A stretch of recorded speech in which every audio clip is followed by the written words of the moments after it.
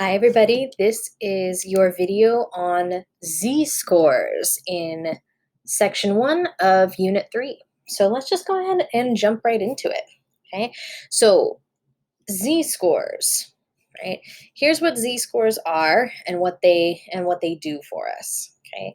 So normally when we're looking at data, right, and you're given a data distribution, normally each of those individual data points are like an x value, right? Because normally we plot them horizontally along an x-axis, um, right? And they're individual like values, right? Okay.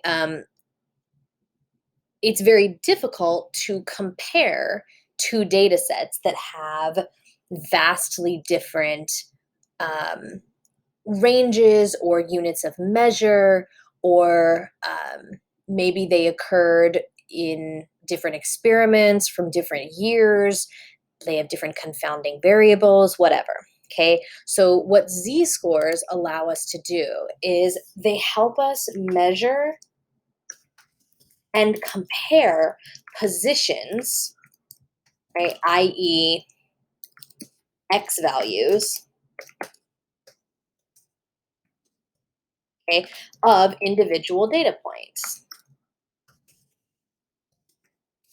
Okay, right? So they allow us to basically, it gives us a standard by which to compare data points, right? Like, is this data point more extreme than this data point, right?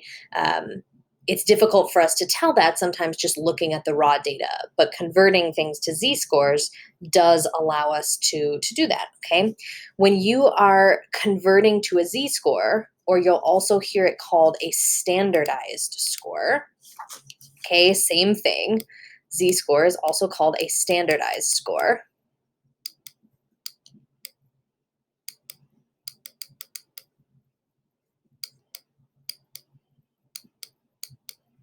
Okay, what you're actually doing is you are doing something called standardizing, okay, which is you're converting original data values to something that we call standard deviation units.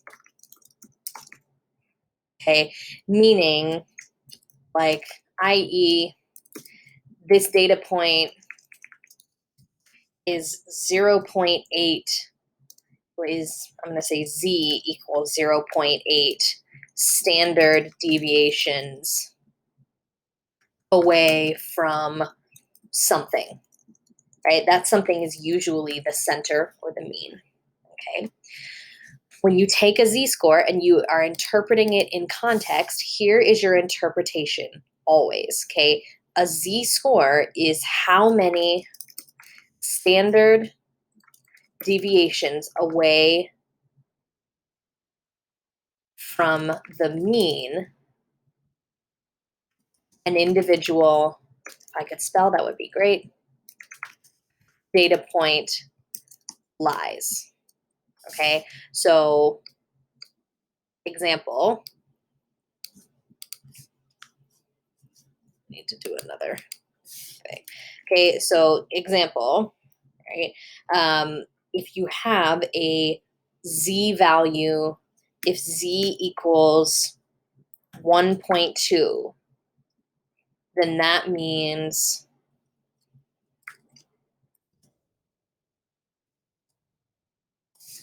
let me insert. I'm going to insert an arrow in just a second. Okay, z equals 1.2 means that that data point is 1.2 standard deviations away from the mean. Okay, if you had one where z was negative 0.3, okay, so data point is negative 0.3 standard deviations away from the mean. Okay. Right. So an important thing to note here is that z-scores allow you to include direction. Right. It's much easier to tell if a data point is below the mean or above the mean. Right. So it includes direction, which is something that's much harder to see in just a regular distribution of data. Right. If you just had like a random stem plot, for example, right? And they asked you to pick out, um, or they gave you a data point and asked, like, how far away is this from the mean, or how far away is it from the median, right? If you don't know the mean or the median, it's a little bit harder to like figure out exactly if that data point is above the mean, below the mean. Like it's really difficult to tell, right? But z scores, because of the way that they're calculated, it includes that direction automatically, which is kind of neat. Okay, what else it allows us to do? Something else it allows us to do.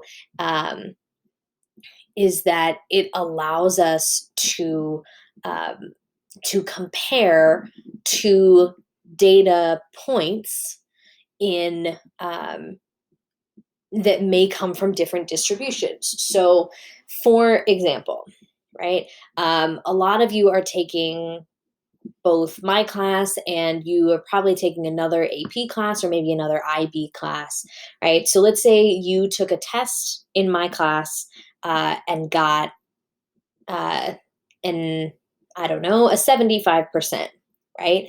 And then you go and you take a test, say in, I don't know, your English class, right? And a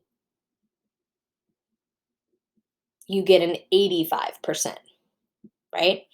So just off the bat, right? So let's say in math, right? You go and you take a test and you get a 75% on it, right? And then in your English class, you go through, take a test, and you get an 85% on it. Okay. Your gut instinct is probably, if I asked you, so which test did you do better on? Right? Your first instinct is probably to say, well, I did better on my English test because I got a higher score. Okay. But what if I told you that your math test was actually a lot harder than your English test? Right? So a lower score on the math test might actually mean that you did better on that math test compared to the English test if the English test was really easy, right? Tests that are easy, you kind of expect to get a high score. But if your math test was really, really hard and maybe the average was really low, like the average was like a 60% or something, you getting a 75% on that test is actually a really, really good score comparatively. So what Z scores allow us to do, right? Because these are now they're from completely different tests, different distributions with a different mean and a different standard deviation. So the the way that they're written now as percentages, we can't compare them. Not really, because they're coming from completely different distributions. But if you convert them to z scores, if you convert the percentages, right, and these are your individual observations or your data points, okay, and you convert them to z values, z scores, you standardize them, then you actually can compare them because now they're not in like percentage units, they're in standard deviation units, right? So the more standard deviations that value is away from the mean, right, which is zero when you convert to a z-score, right? The mean is zero, right? Because that just puts you right in the center, and that allows you to look at like positive numbers are, give you a direction to the right of the mean, negative numbers to the left of the mean, just makes your life a little bit easier. Okay. So if we have them in standard deviation scores, right, standardized scores, z scores, then we actually can compare them. Okay, right. One thing to note is that it's important that if you're comparing z-scores from different distributions, that the distributions have approximately the same shape, right? Like you don't want to have one that's like really skewed to the right and then another one that's really skewed to the left. You want them to be approximately the same. Okay. So after talking about this, you're probably like, okay, fine. How do I actually calculate it? Okay. So the formula that you see in that green box is your formula for a z-score. Okay. And in the next video, I'm going to show you kind of where that comes from and how it connects to what we know about transforming data. Okay. So in your z-score, okay, x is always your x value. I want you to think of it as your data point, right? Whatever specific data point, person, observation, whatever it is that you're looking at. Okay, mean is literally your mean. Okay, here I labeled it with an actual, like the word mean. You'll sometimes see it labeled, actually, oftentimes you'll see it labeled with this kind of fancy looking U. It's called mu. It's the Greek symbol mu. Okay, right, and then all of that, so your data point minus the mean divided by the standard deviation. Here I wrote it out as the word standard deviation, but you'll sometimes see it written this way as like a little O with a tail on the right. This is the Greek symbol sigma. It's a lowercase sigma. Okay, so this is why, right, dividing by the standard deviation takes your data points and puts them into standard deviation units, right? Okay. All right, so give me a second. I'm going to clear my screen off and switch over, and I'm going to do a couple examples for you. Okay, so you can see I made the notes a little bit bigger for you so you can actually kind of see what I'm doing. Okay, so I'm going to do this example for you. I'm going to do this a couple of times, and then I'm going to have you try these to try to do some more z-scores, standardized scores with this this data set down here in the bottom right. Okay, so here is my example. Okay, remember from the previous video we were talking about Major League Baseball teams and number of wins. Okay, so the average for that distribution was 81. Okay, so 81 wins and was the average, and then the standard deviation was 11.9. So the question here is find and interpret a z-score for the Yankees who had 95 wins. Okay, so this is your x value. 81 is your mean. Can't remember. I'm abbreviating it with the symbol. And then 11.9 is your standard deviation.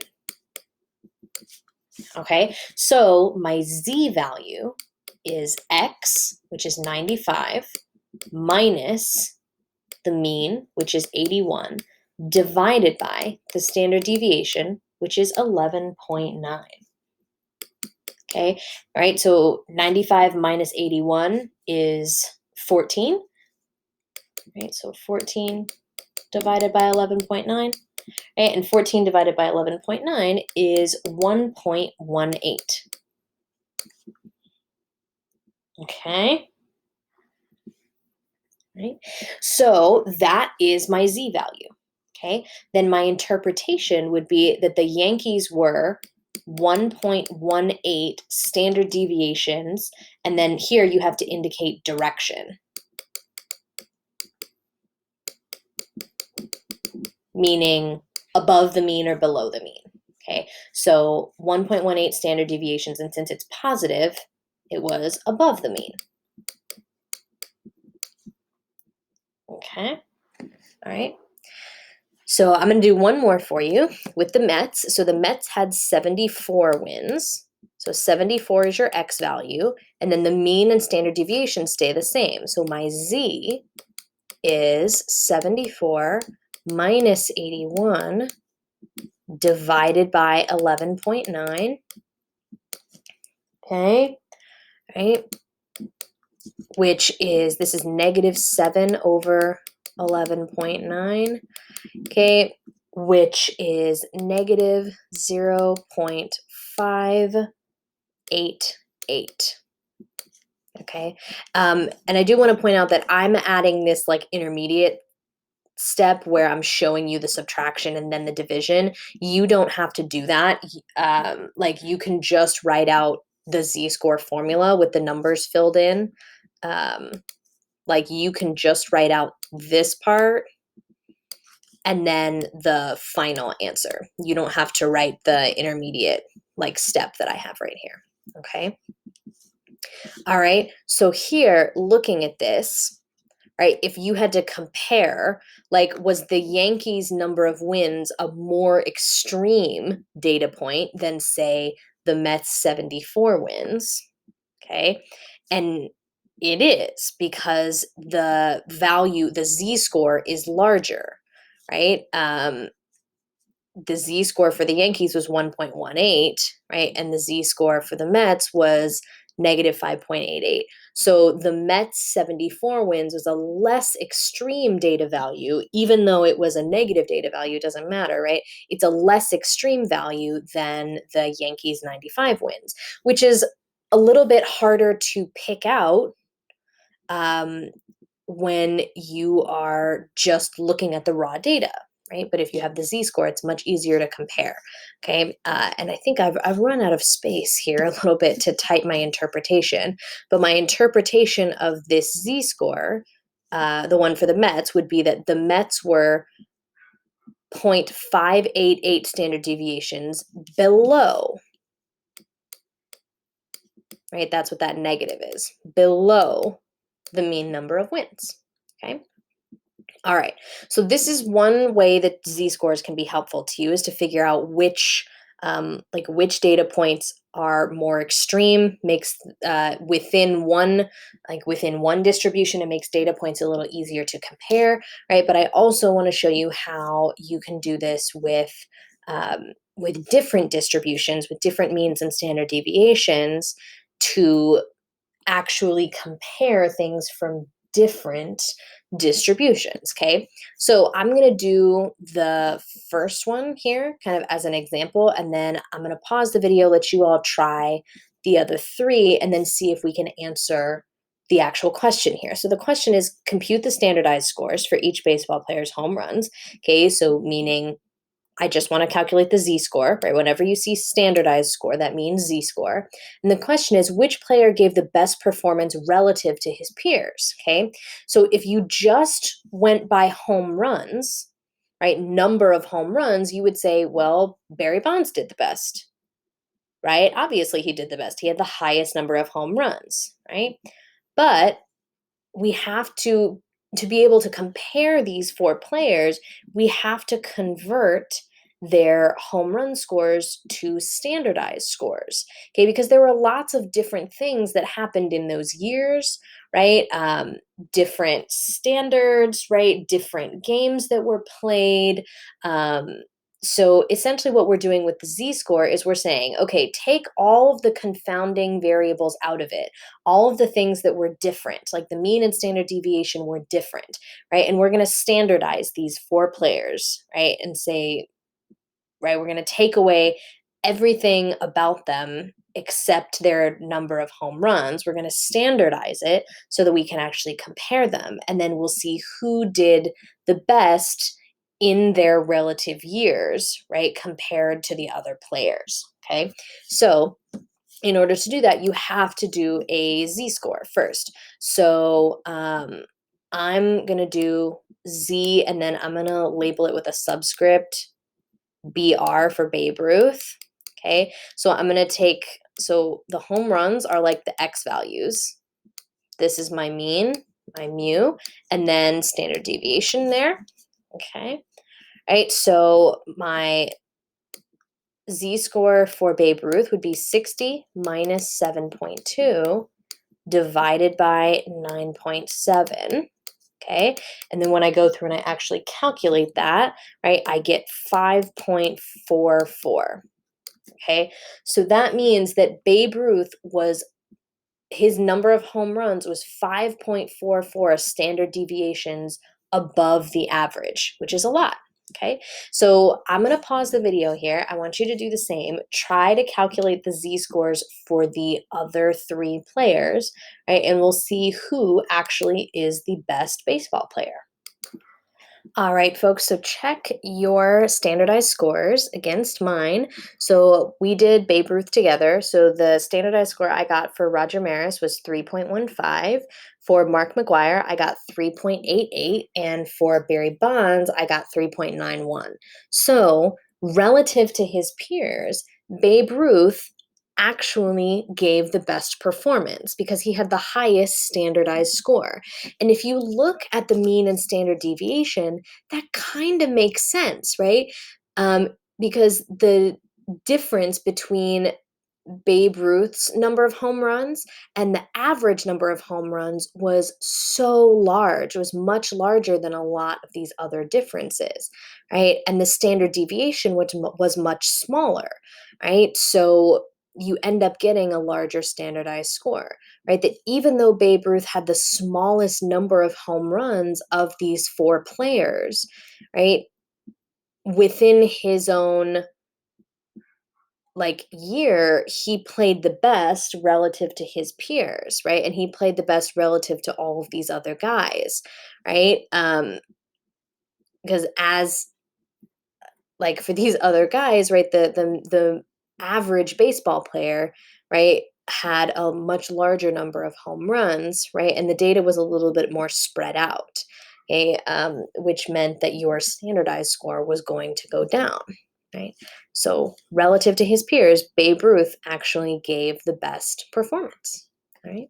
So that was not something that you would have known, right, if you hadn't converted these to z-scores, right? So that's really what they're very helpful for, is doing these comparisons, right? And we're also going to use them in the rest of the unit in order to calculate probabilities. So that's kind of what's coming up next when we're talking about the normal distribution, okay? One thing that I will say before I end this video is the z-score formula is something you must know. It is used throughout all of statistics. Okay. We will use it again. We're going to use it all throughout this unit. We will use it again in unit 5, and then again in units 6, 7, 8, 9, and 10. Okay. The z-score formula is something that you need to know. Okay. And I promise you'll use it so much in statistics that at some point you're going to get mad at me and get sick of using it so much. Okay. But it is something you definitely want to be familiar with for sure. All right.